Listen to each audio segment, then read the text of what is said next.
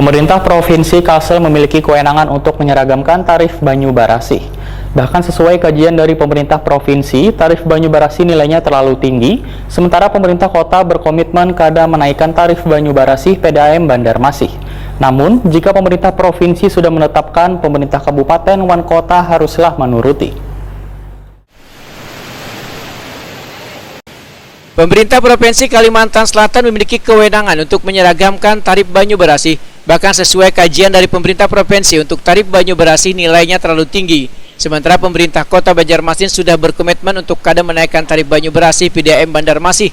Demikian dipedahkan Wali Kota Banjarmasin Ibnu Sina, Takuni Primatipi usai rapat paripurna pengesahan Perda Perubahan Struktur Organisasi Tata Kelola jelang tengah hari Senin 13 September 2021. Menurut Ibnu Sina, masing-masing pemerintah kabupaten wan kota di Kalimantan Selatan pun mengusulkan adanya tarif bawah wan tarif atas. Namun jika pemerintah provinsi sudah menetapkan, pemerintah kabupaten wan kota haruslah menuruti. Sementara situasi wan kondisi PDAM-nya berbeda-beda.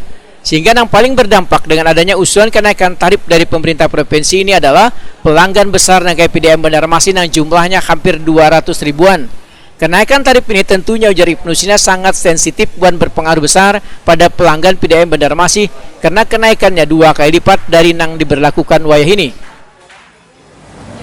Kalau provinsi sudah menetapkan sekian, ya berarti kan pemerintah kabupaten kota harus mengikuti. Sementara situasi dan kondisi PDAM kabupaten kota ini kan beda-beda. Ya, beda-beda. Termasuk juga yang paling berdampak adalah pelanggan besar seperti Banjarmasin.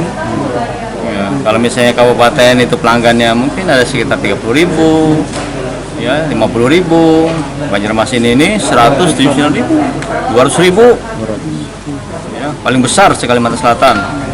Sehingga kenaikan tarif itu menjadi sangat sensitif untuk kemudian berpengaruh kepada para pelanggan.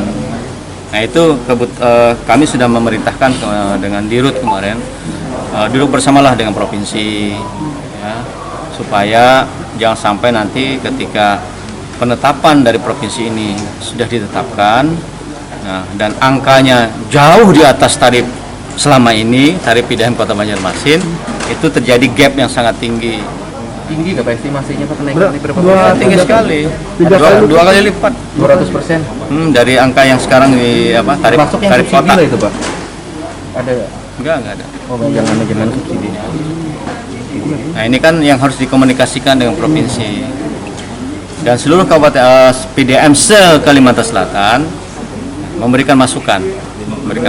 Mungkin beda-beda kondisi sehingga kemudian dirumuskanlah, diformulasikan ya tarif bawah, tarif atas tadi. Ibnu Sina menambahkan, bila penetapan pemberlakuan tarif menggunakan tarif atas wan bawah, maka yang diuntungkan adalah PDAM. Namun sesuai amanat Perda PDAM adalah social oriented, yaitu melayani warga wan business oriented.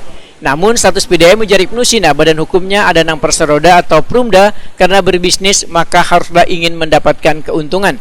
Ini adalah untuk melayani masyarakat karena itu termasuk pelayanan dasar. Tapi yang kedua juga karena dia berbadan hukum perusahaan daerah dan kemudian sekarang dalam proses menuju perseroda atau perumda atau perseroda sama saja. Kan dia berbisnis, kan harus ada keuntungan yang dia dapatkan. Nah, seperti jadi mengkombinasikan antara tuntutan sosial, layanan dasar, wajiban pemerintah dengan untuk menghidupi PDAM. Dia juga harus berpenghasilan, ya, punya bisnis yang kemudian mudah-mudahan menjadi perusahaan yang sehat. Jadi mengkombinasikan itu memang gampang-gampang susah sebetulnya, tapi mudah-mudahan bisa ada titik temu lah.